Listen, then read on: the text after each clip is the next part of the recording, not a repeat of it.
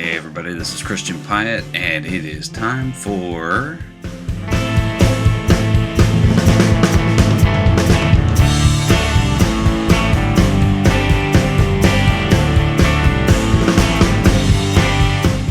Start us off, we have the First Keep It Real Church, and in case you're having any trouble finding it, it's right past the Get Jiggy With It Bank and behind the Whackety Whack Bakery.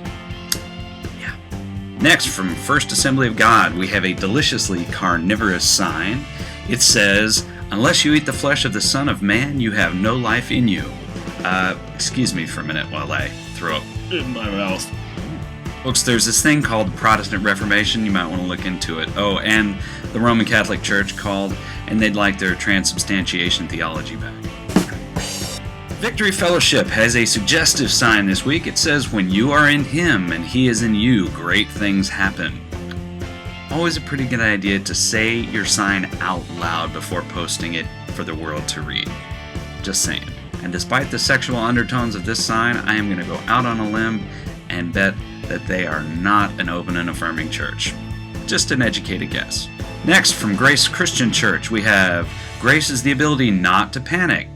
Oh, so this is why all the Christians I meet are so laid back and, easygoing, right? Someone has been reading a little too much Hitchhiker's Guide to the Galaxy before they do their church signs. Oh, and next week it's going to be the answer to the meaning of the life, universe, and everything.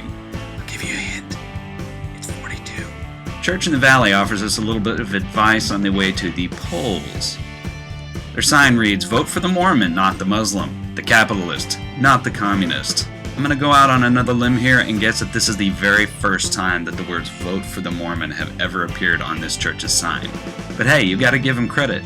It's probably not the best idea in the world to vote for Vladimir Putin for President of the United States anyway. I didn't even know he was on the ballot. Thanks, Church in the Valley.